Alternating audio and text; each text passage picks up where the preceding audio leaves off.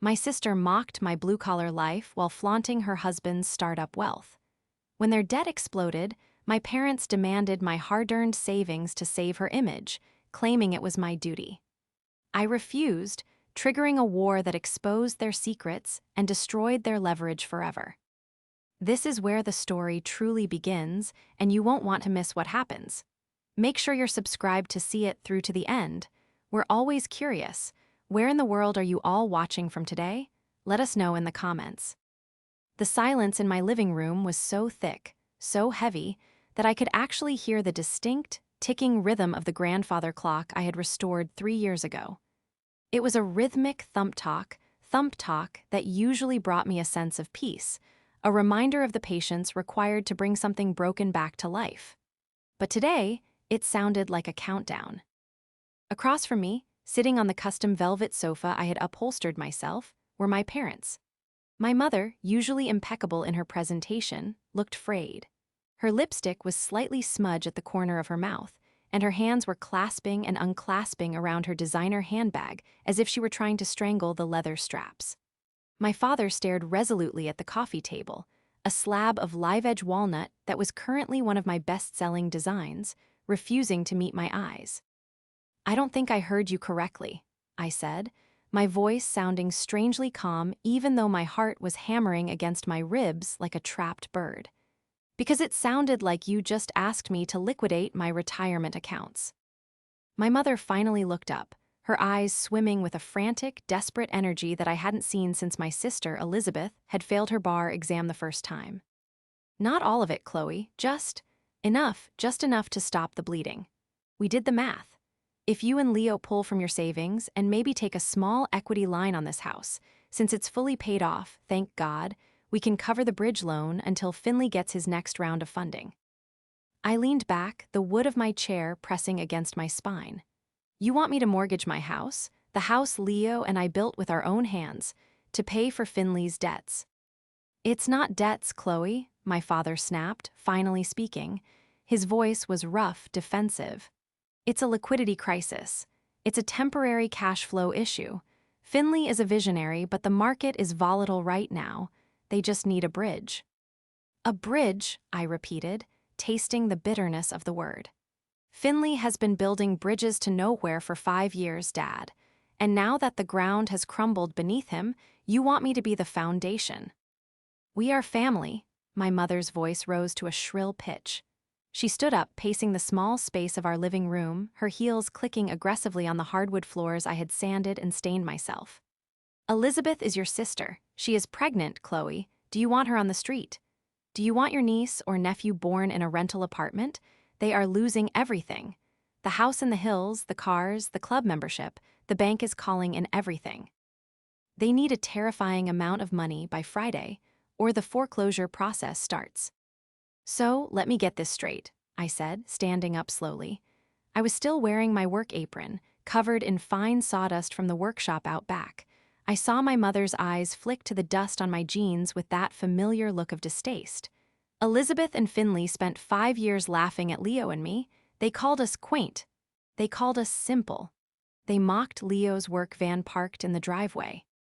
And now, because they leveraged themselves to the hilt for a lifestyle they couldn't actually afford, you want us, the simpletons, the people with the dirty jobs, to fix it." "It's not about that," my father grumbled, wiping sweat from his forehead. "It's about duty. You have the stability, you have the cash, we know you do. You haven't spent a dime in 10 years. You owe it to this family to step up when things get hard." I looked at them, really looked at them. I saw the panic, yes, but underneath it, I saw the entitlement. The absolute, unshakable belief that my resources were simply a reservoir for Elizabeth to drain whenever she got thirsty. "I can't do it," I said quietly. "Can't," my mother froze, "or won't." "Won't," I clarified. "I won't set myself on fire to keep Elizabeth warm, not this time." My mother's face twisted into something ugly, a mask of pure venom that replaced the desperation. "You selfish, jealous little girl. You've always been jealous of her shine, haven't you? You want to see her fail. You want to see her humbled because you're stuck here in this workshop life, while she was destined for greatness. The words hit me like a physical blow, winding me. The betrayal was worse than the diagnosis of a terminal illness. It was a confirmation that to them, I was nothing more than an insurance policy for the child they actually loved. "Get out," I whispered. "We aren't leaving until you sign a check," my father said, crossing his arms. "Then you'll be waiting a long time," I said, reaching for my phone. Because Leo is on his way home, and he has a lot less patience for bullies than I do. After they finally left, storming out with threats of disownment hanging in the humid afternoon air, I didn't cry. I think I was past the point of tears. I walked into the kitchen and mechanically began to make coffee, my hands trembling only slightly as I scooped the grounds. The adrenaline was fading, leaving behind a cold, hollow ache in my chest. I looked around my kitchen. It wasn't a chef's kitchen like the one Elizabeth had plastered all over her Instagram feed last year. It didn't have imported Italian marble or a smart fridge that could tweet, but it was beautiful. Leo had installed the cabinetry himself, perfectly leveled, soft close hinges, solid oak. I had carved the detailing on the crown molding. Every inch of this house was a testament to our labor, our sweat, and our shared vision of a life built on solid ground, not credit. The front door opened, and the heavy thud of work boots signaled Leo's arrival. He walked in, smelling of copper wire and ozone, the scent of a long day in commercial HVAC. He looked at me, took one look at the two half-drunk teacups still sitting on the coffee table in the other room, and sighed. "They came?" he asked, his voice low and rumbling. "They came," I confirmed, handing him a mug. "They want $150,000 by Friday." Leo let out a sharp, incredulous laugh. "150? For what? Did Finley accidentally buy a small island?" "To save the house," I said, leaning against the counter. "Apparently, the next round of funding dried up. The bank is calling the loans. Mom said it's my duty. She said I was jealous." Leo took a sip of coffee, his dark eyes narrowing. He was a man of few words, but his mind was sharp, analytical. He solved complex system failures for a living. He knew how to trace a problem back to its source. "They have no idea, do they?" "No idea about what?" "About us," Leo said, gesturing around the room. "They see the sawdust on your pants and the dirt under my fingernails, and they think we're scraping by. They think we're hoarding pennies in a jar. They don't know about the contracts. They don't know about the patent licensing for that bracket design I sold last year. They don't know about your wait list." "They never asked," I said softly. "In 10 years, Leo, they have never once asked how business is. They just ask if we're still doing that manual labor thing." "It's better they don't know," Leo said, his jaw tightening. "If they knew the actual numbers, they wouldn't be asking, Chloe. They'd be suing." He was right. That was the terrifying part. My family operated on a scarcity mindset disguised as opulence. They believed that if someone had more, they were obligated to share it with those who shouted the loudest. Elizabeth and Finley shouted very, very loudly. "I told them to leave," I said. "I told them no." Leo set his mug down and pulled me into a hug. His arms were solid, grounding. "Good, but you know this isn't over. Finley is desperate. I heard some rumors on the job site today. He's not just broke, Chloe. He's in deep with some contractors he stiffed on that office renovation. If he's sending your parents to shake us down, he's out of options." I buried my face in his work shirt. "I just wanted them to be proud of me, Leo. Just once. I wanted them to see that building something real is better than selling smoke and mirrors." "They can't see it," Leo said, pulling back to look at me. "They're blinded by the flash, but they've forgotten one crucial thing." "What's that?" "We own the ground we stand on," Leo said, a dark, protective glint in his eye. "They're standing on a trapdoor, and they just handed us the lever."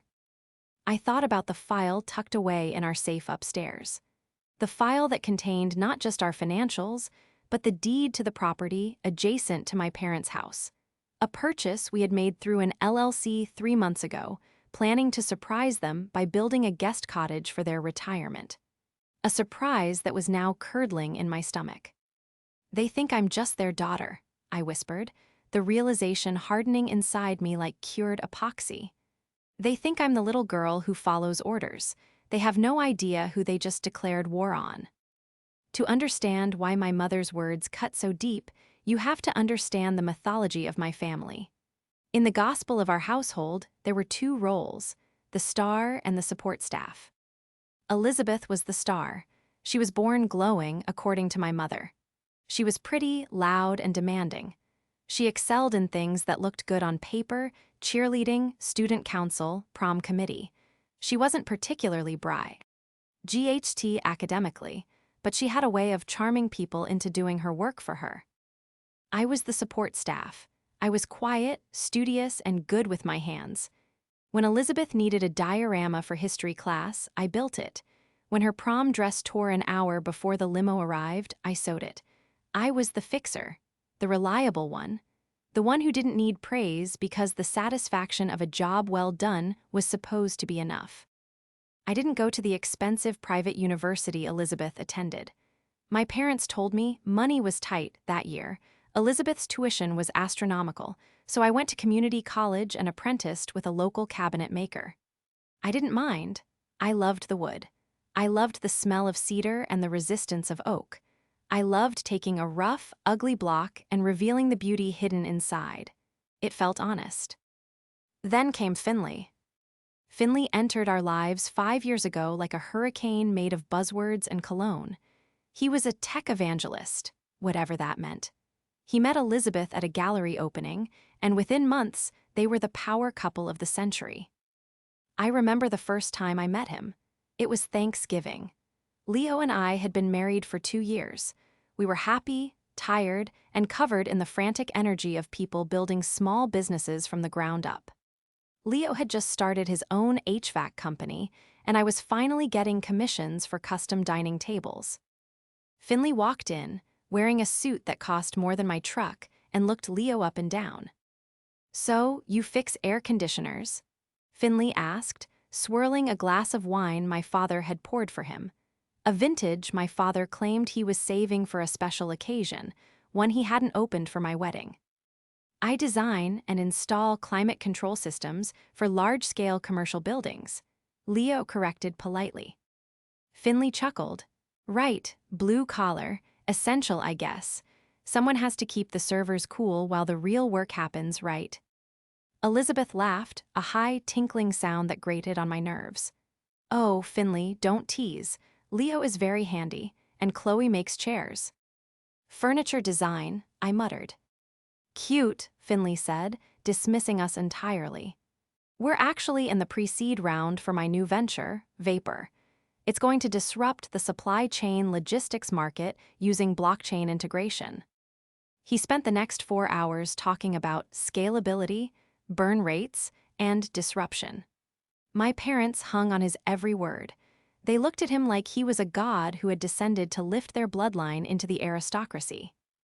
Over the next few years, the dynamic solidified. Elizabeth and Finley were the success story. They bought a massive house in the trendy part of the city. They leased luxury SUVs. They went to Chalum and Bali and posted photos with captions like "hustle" and "power couple." Meanwhile, whenever we visited, the comments were subtle but constant. "Oh, Chloe, you're still driving that truck," Elizabeth would ask, wrinkling her nose. "Doesn't it smell like labor?" "Finley just closed a Series A round worth $5 million, my dad would announce at dinner, pointedly looking at Leo.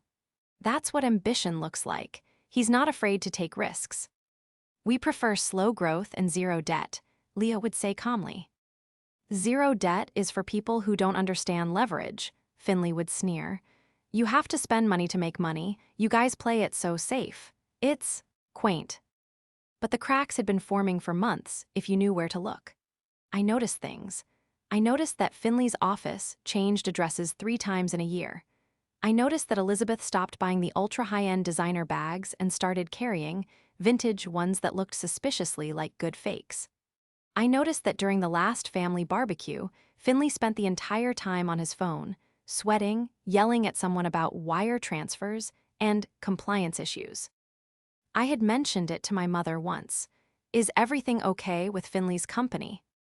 Don't be jealous, Chloe, she had snapped. Genius is stressful. You wouldn't understand the pressure he's under. It's not like making a birdhouse. That was the line that stuck with me. It's not like making a birdhouse. Now, standing in my kitchen with Leo, knowing they were $150,000 in the hole, and coming for my birdhouse money, the anger finally crystallized into something cold and sharp. Finley wasn't a genius. He was a gambler. And Elizabeth wasn't a victim. She was his willing accomplice, addicted to the image of wealth rather than the reality of work. We need to find out how bad it really is, I said to Leo. If they're coming to us, they've already tapped out everyone else. I need to know exactly what we're dealing with before I make my next move. I can make some calls, Leo said. I know the contractor who did the HVAC on their headquarters. He's still waiting on a check. Do it, I said, and I'm going to call our lawyer, if Mom and Dad want to talk about family assets. Let's see what the public records have to say about Finley's empire. The investigation began that night, and what we found was so much worse than a failed startup. It wasn't just bad business, it was fraud, and my parents were walking blindly into the blast zone. The morning after the ambush in my living room, the atmosphere in the workshop was different. Usually, the smell of sawdust and tung oil was a balm, a sensory trigger that lowered my blood pressure instantly. Today, however, the air felt charged with a static electricity that had nothing to do with the machinery. I was working on a commission for a boutique hotel in downtown, a series of reception desks made from reclaimed white oak. It was a $50,000 contract, one I hadn't mentioned to my parents because I knew the inevitable question would be, "Great, so can you pay for Elizabeth's baby shower?" I ran my hand over the rough grain of the wood, feeling for imperfections, but my mind was miles away. I needed to know exactly what bridge Finley was trying to build, and more importantly, what he was burning to build it. At 10:00 a.m., I took a break to call Mr. Henderson, our family attorney. He was an old-school lawyer, the kind who still used a dictaphone and wore three-piece suits in July, but he was sharp as a tack. Leo and I had retained him years ago when we set up our LLCs to protect our assets, something Finley had laughed at, calling it paranoid boomer thinking. "Chloe," Mr. Henderson's voice crackled over the line, warm but professional. "I was just about to call you. The paperwork on the purchase of the lot adjacent to your parents' property is fully recorded. The deed is in the name of Oak and Iron Holdings, just as you requested. Your parents have no idea the sale went through to you. The previous owner kept his word about confidentiality." "That's good," I said, exhaling a breath I didn't know I was holding. "But I need you to look into something else for me. My parents were here last night. They're asking for a significant amount of cash to bail out Finley's company, Vapor. They mentioned a liquidity crisis and a bridge loan." There was a long pause on the other end. I heard the rustling of papers. "It's interesting you mention that," Henderson said slowly. "I have a friend who specializes in commercial foreclosure. His firm has been buzzing about a specific tech entity that's been defaulting on vendors all over the state. Apparently, Vapor isn't just liquidating, they're radioactive." "How bad is it?" I asked, gripping the phone. "Chloe, there are liens against their primary residence. There are liens against Finley's commercial leases, but here is the part that concerns me. I did a preliminary title search on your parents' home this morning, just out of curiosity, because I saw an inquiry flag pop up on the county register." My stomach dropped. "What kind of inquiry?" "A developer," Henderson said, his voice dropping an octave. "A firm called Apex Development. They're looking at zoning for a multi-unit complex on your parents' land. Usually, developers don't pull those kinds of deep-dive permits unless they have a verbal agreement or a signed letter of intent to sell." The pieces clicked together with a sickening sound. "Finley," I whispered. "If I had to guess," Henderson continued, "Finley is trying to bundle his assets to cover his debts. He's likely promised the developer the full family estate, your parents' house, and the adjacent lot, claiming he can deliver the title. He's selling the farm to pay for the cow, so to speak. But he can't sell the adjacent lot, I said, my voice hardening, because I own it. Exactly, Henderson said, and I could practically hear him smiling. He sold a package deal that he doesn't fully control. If he's taken a deposit from Apex based on the promise of that land and he can't deliver, well, that's fraud, Chloe. Actionable criminal fraud. I hung up the phone, my hands shaking not with fear, but with a cold, focused rage. That evening, Leo came home late. He looked exhausted, his boots heavy as he walked through the door, but his eyes were wide. He dropped a stack of papers on the kitchen island. "You are not going to believe this," Leo said, grabbing a bottle of water. "I stopped by the supply house today. I ran into a buddy of mine, Mike. He runs a high-end landscaping crew. He did the work on Elizabeth and Finley's place in the hills last year. The retaining walls, the infinity pool landscaping, the works." "Let me guess," I said, looking at the papers. "He didn't get paid." "He got paid," Leo corrected, "but the check bounced, twice, and when he went to confront Finley about it, Finley laughed at him, told him to get in line behind the venture capitalists. But here's the kicker," Mike got angry. "He filed a mechanic's lien on the house, and when he did, he found out he wasn't the first. There are 9 liens on that house, Chloe. The equity is gone, It's negative, they don't own that house, the creditors do." I looked at the stack of papers Leo had brought, printouts from the public records. It was a graveyard of bad financial decisions. "They're drowning," Leo said softly, "and they want to drag your parents down with them to use as a raft." "They're trying to sell Mom and Dad's house," I told him, relaying what Henderson had said. "Finley is trying to liquidate their retirement home to pay off his bad bets." Leo's face went dark. "Does he know about the lot?" "No," I said. "He thinks the neighbor still owns it. He thinks he can bully Mom and Dad into selling, buy the neighbor's lot with the proceeds, and flip the whole package to the developer." Leo looked at me, a slow, grim smile spreading across his face. "So, he's promised a developer a puzzle that's missing the center piece." "And I'm holding the piece," I said. The confrontation happened 3 days later. I was in the middle of staining a walnut dining set when I heard the crunch of gravel in the driveway. It wasn't my parents' sedan this time. It was Elizabeth's Range Rover. I wiped my hands on a rag and walked out to meet her. She stepped out of the car, looking every inch the wealthy tech wife, despite the crumbling reality of her life. She wore oversized sunglasses, a cashmere wrap that probably cost more than my table saw, and an expression of supreme annoyance. She didn't say hello. She just looked around my property, the neatly stacked lumber, the sawdust collection system, the vegetable garden Leo had planted, and sneered. "God, it's so dusty here," she said, waving a hand in front of her face. "How do you breathe this all day?" "I wear a respirator," I said calmly, leaning against the doorframe of the workshop. "What do you want, Elizabeth?" She pulled her sunglasses down, revealing eyes that were red-rimmed and puffy. "Mom and Dad said you were being difficult.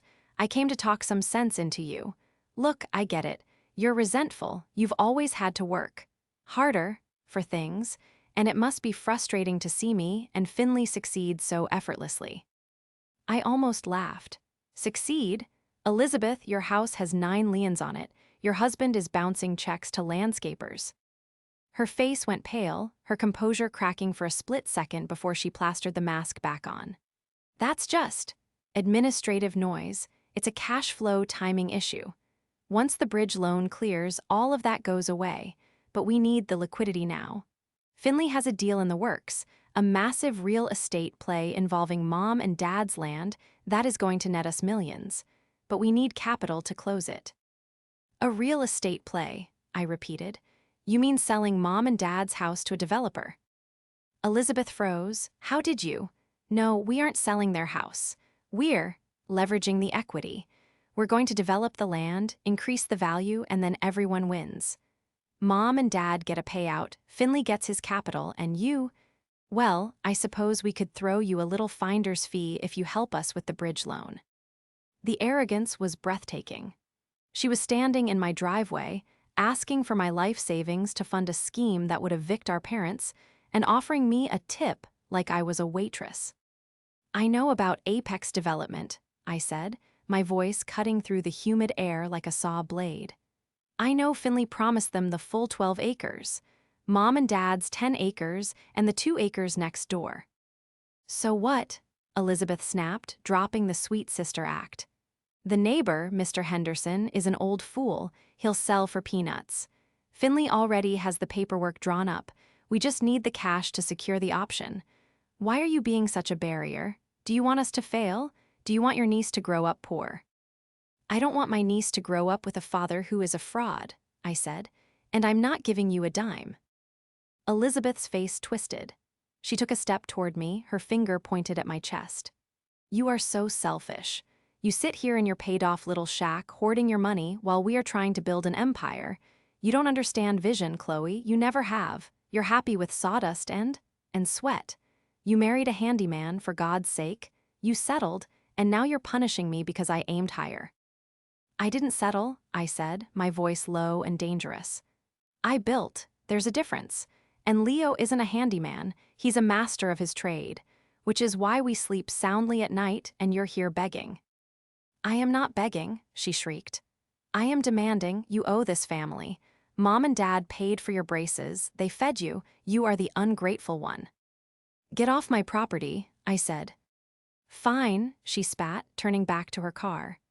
"But when Mom and Dad lose everything because you were too stingy to help, that blood is on your hands. Finley will find another way. He always does. He's smarter than you, Chloe. He's smarter than all of you." She slammed the car door and peeled out the driveway, gravel spraying against the side of my truck. I watched her go, feeling a strange mixture of pity and resolve. She truly believed it. She believed the lie because the alternative, that her entire life was a house of cards, was too terrifying to face. But she was right about one thing. Finley would try to find another way. And that meant he was going to push the deal with Apex through, regardless of who he had to hurt. I pulled out my phone and texted Leo. "Phase 2 initiated. She knows I know about the developer.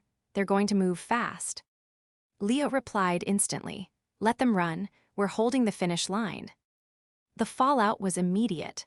2 days after Elizabeth's visit, my phone began to ring. It wasn't my parents'. It was a number I didn't recognize. "Is this Chloe Vance?" a gruff voice asked. "Yes." "This is unverified, but I'm looking for a Finley Doran. You're listed as a reference on a credit application for a vehicle lease. We haven't been able to reach Mr. Doran regarding the repossession of the Porsche Cayenne."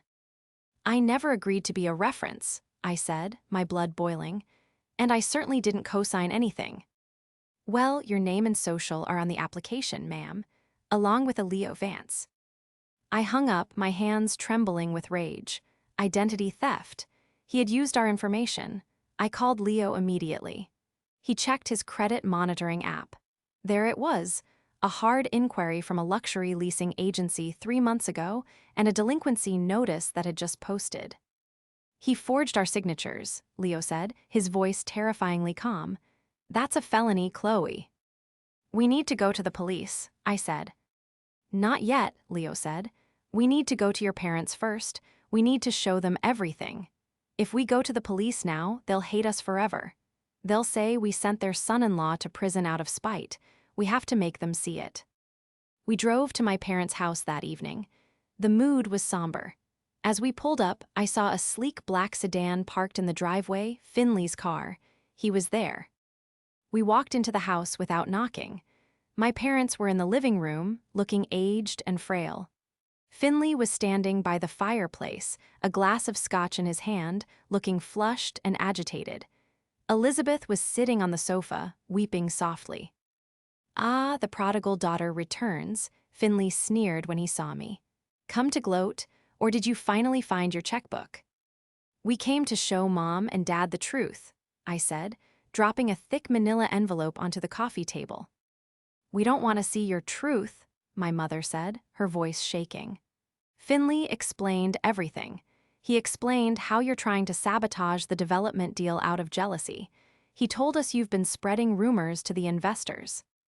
I haven't spoken to a single investor, I said, but I have spoken to the leasing agency for your Porsche, Finley, the one you used my social security number to secure. Finley's eyes flickered. That was a clerical error. My assistant mixed up the files. I'm handling it. And the liens? Leo asked, stepping forward. He looked imposing, his broad shoulders filling the room. The 9 liens on your house? Is that a clerical error too? You don't understand high finance, Finley shouted, his composure snapping. It's leverage, it's how the game is played, and we are this close to the big payout. Mom, Dad, listen to me. The Apex deal is ready to close. They are offering $2 million for the land. $2 million. That wipes out the debt, it buys you a condo in Florida, it sets everything right. All you have to do is sign the power of attorney over to me so I can expedite the title transfer. My father looked at Finley, hope warring with fear in his eyes. $2 million. Yes, Finley urged. But we have to move now. The offer expires in 48 hours. The only thing holding it up is the adjacent lot. I need to secure the rights to that 2 acres to make the parcel big enough for their plans. I'm meeting with the owner, Mr. Henderson, tomorrow. He's old. He'll sell for 50 grand if I wave cash in his face. I looked at my parents. They were teetering on the edge of the cliff. They wanted to believe him so badly. They wanted the magic solution. Dad, I said softly, don't sign the power of attorney. Chloe, stop it, my mother cried. You're trying to ruin us, $2 million. Why do you hate us? I don't hate you, I said. I'm trying to save you. Finley can't sell that lot. Of course I can, Finley barked. I'm a negotiator. I can sell ice to an Eskimo. You can't sell it, I said, my voice steady and clear, because Mr. Henderson doesn't own it anymore. Finley froze. What? Mr. Henderson sold that lot 3 months ago, I said. To who? Finley demanded, his eyes darting around the room. Who bought it? Apex. Did they go around me? No, I said. I reached into the envelope and pulled out the deed, placing it on top of the pile. He sold it to OA. K and Iron Holdings. Finley squinted at the paper. Who the hell is Oak and Iron Holdings? Leo crossed his arms and smiled, a cold, predatory smile. We are. The silence that followed was absolute. Finley's face drained of color, turning a sickly shade of gray. Elizabeth stopped crying and looked up, her mouth open. My parents looked back and forth between us, confusion clouding their faces. You own the lot, my father stammered. We own the lot, I confirmed. And we are not selling, which means your deal with Apex is dead, Finley. The parcel is too small without our land. You have nothing to sell. Finley stared at me, the glass of scotch shaking in his hand. The reality was crashing down on him. The trap wasn't just set, it had already snapped shut on his leg, and he was only now feeling the pain. You little, Finley started, stepping toward me. Careful, Leo warned, stepping in front of me. I wouldn't finish that sentence. You did this on purpose, Elizabeth screamed, jumping up. You bought that land to block us, you planned this. We bought that land to build a guest house for Mom and Dad, I said, my voice rising. We bought it to take care of them. We didn't know about your fraudulent schemes until you came begging for my savings. It's not fraud, Finley roared. It's business, and you're going to sell me that land, Chloe. You're going to sign it over, or so help me God. Or what? I challenged. You'll forge my signature again. The police are already interested in that, Finley. One phone call from me, and this turns from a family dispute into a criminal investigation. The air left the room. My parents looked at Finley, really looked at him, and for the first time, I saw the doubt take root. They looked at the desperation in his eyes, the sweat on his brow, and the sheer panic radiating off him. Finley, my mother whispered, is it true? Did you forge their names? Finley didn't answer. He just glared at me with pure, unadulterated hatred. The deal is dead, I said again, and the free ride is over. The final showdown didn't happen in a courtroom or a boardroom. It happened, fittingly, at a spectacle of Finley's own making. Despite the devastating revelation at my parents' house, Finley hadn't given up. Denial is a powerful drug, and Finley was overdosing on it. 2 days after we exposed his lie about the land, an invitation arrived. It was for a strategic partnership gala combined with a gender reveal party for the baby. It was being held at the local country club, a venue I knew for a fact required a significant deposit. "He's doubling down," Leo said, holding the heavy cardstock invitation. "He thinks if he creates enough social pressure, if he announces the deal publicly, we'll be shamed into selling the land to save face for the family." "It's a hostage situation disguised as a party," I agreed, buttoning my blazer. "He's going to announce the development deal to his investors and the developer, assuming that once the applause starts, Mom and Dad won't have the spine to contradict him. And he thinks I won't cause a scene." "Are we going to cause a scene?" Leo asked, adjusting his tie. I looked at him in the mirror.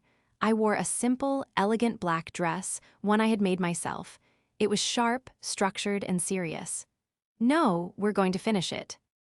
The country club ballroom was decorated in an aggressive amount of gold and white. There were ice sculptures, there was a string quartet, and there was Finley holding court in the center of the room, looking manic. He was sweating through his suit, his laughter a little too loud, his eyes darting toward the entrance every few seconds. Elizabeth was there, looking exhausted and pale, forced into a sequined gown that looked uncomfortable. My parents were seated at the head table, looking like prisoners of war. They caught my eye as we entered, and the relief on my mother's face was heartbreaking. She looked small. The arrogance was gone.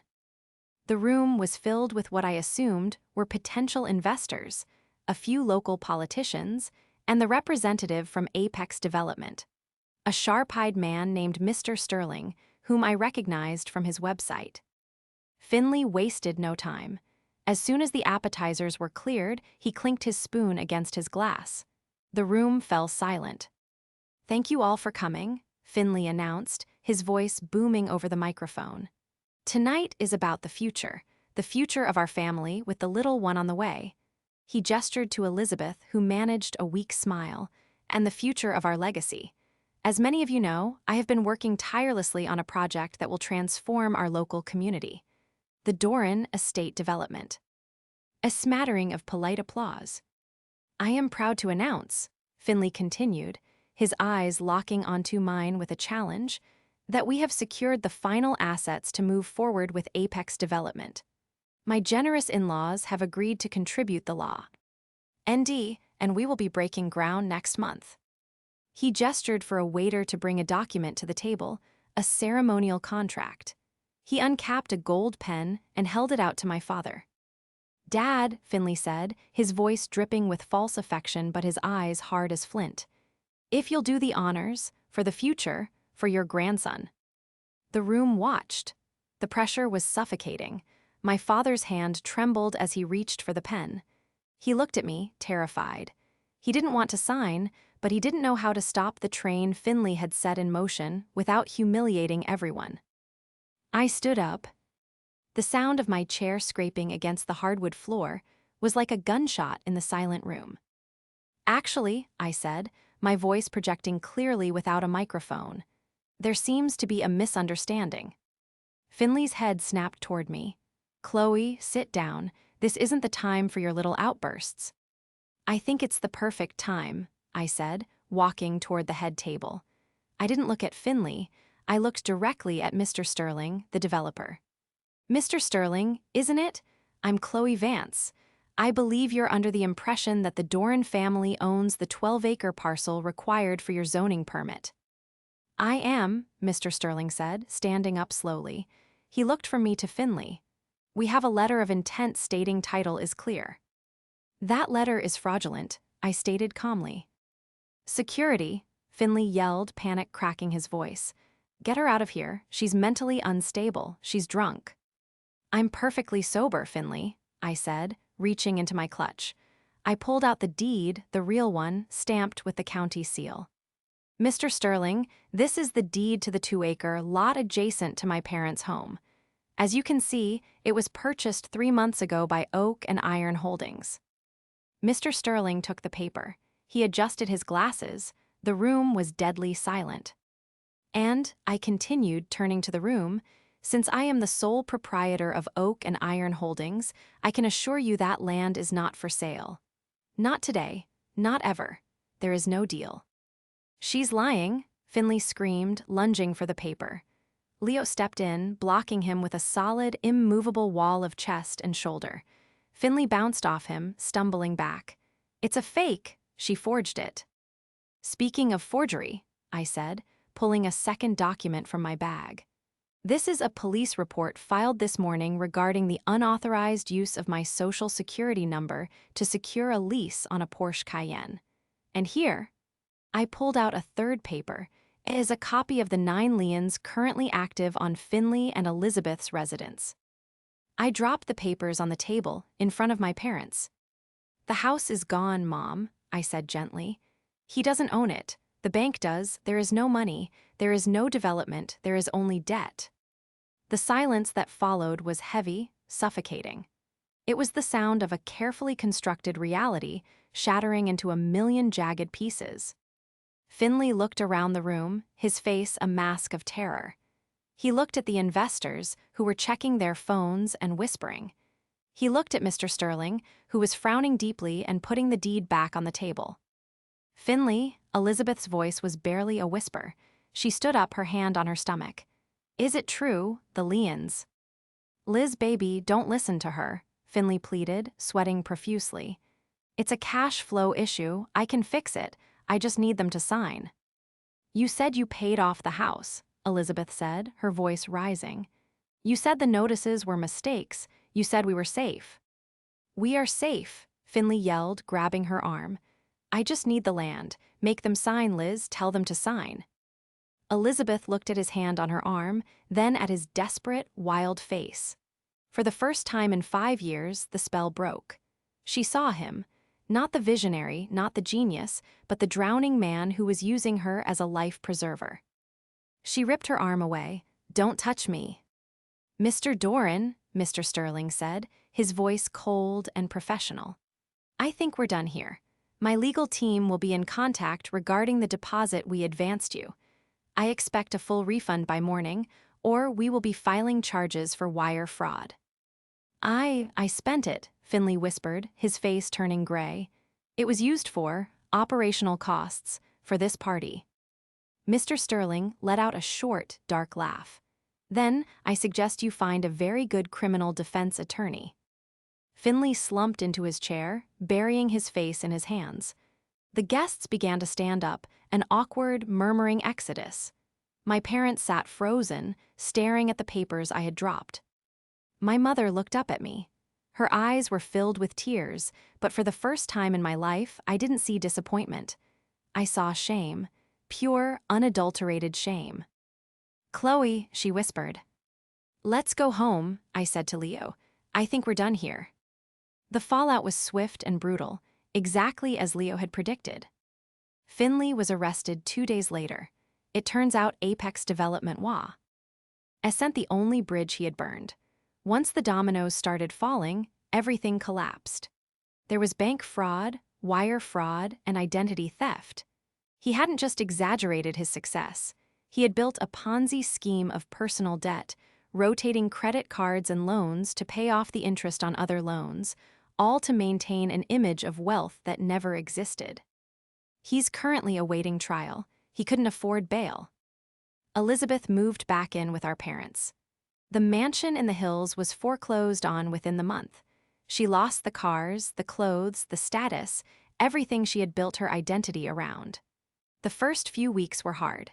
She spent them in her old bedroom, crying, blaming the world, blaming Finley, and occasionally trying to blame me. But reality has a way of sobering you up. I went to see them a month after the party. I walked into my parents' house, the house that was safe, thanks to my refusal to sign, and found them in the kitchen. It was a quiet scene. My mother was making tea.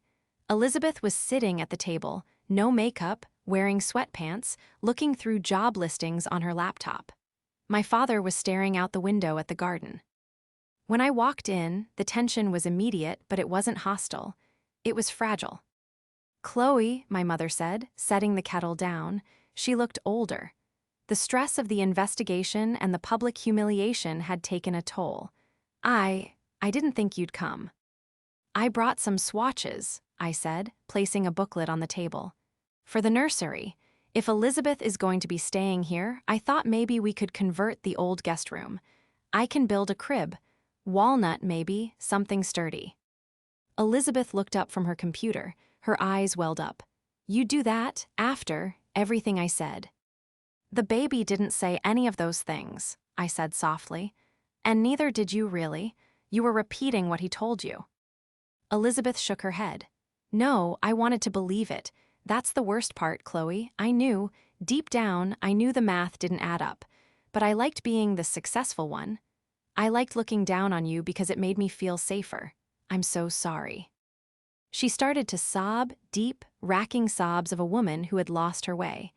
I walked over and hugged her. It was the first time we had hugged in years. "I'm sorry too," my father said, turning from the window. His voice was thick with emotion. We were blinded. We thought we were helping. We thought supporting him was supporting the family. We didn't see that you were the one holding the roof up the whole time." "I don't need you to be proud of my money," I said, looking at them. "I just need you to respect my work. Leo and I aren't lucky. We aren't quaint. We are professionals, and we protected this family when you were ready to give it away." "We know," my mother whispered. "We know. You saved us, Chloe, if you had given in. If you had been the good daughter we tried to force you to be, we would be homeless right now." "I am a good daughter," I corrected her gently. "I'm just not an obedient one." The reconciliation wasn't magical. It didn't fix everything overnight. My parents still struggle with the shame of being duped.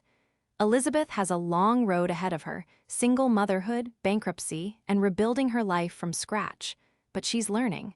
She got a job as a receptionist at a dental office. It's not glamorous. It's not visionary. But it's honest work, and she gets a paycheck every 2 weeks that actually clears. As for Leo and me, life went back to normal, but with a new lightness. The weight of my family's judgment was gone, replaced by a quiet, somewhat odd respect. A few nights ago, Leo and I were sitting on our back porch, watching the sunset over the 2 acres of land next door, the land owned by Oak and Iron Holdings. "What are we going to do with it?" Leo asked, sipping his beer. "We can't build the guest house now. Your parents are full up with Elizabeth and the baby." I looked at the field, the tall grass swaying in the golden light. I was thinking, maybe a larger workshop. I have a wait list for those reception desks. I could use the space to hire a few apprentices. Leo smiled, that slow, steady smile that I loved. Expanding the empire. "Building," I corrected him, resting my head on his shoulder. "Just building, one solid piece at a time." We sat there in the silence, listening to the wind in the trees. It was a simple sound. It wasn't loud or flashy or disruptive, but it was real, and it was ours.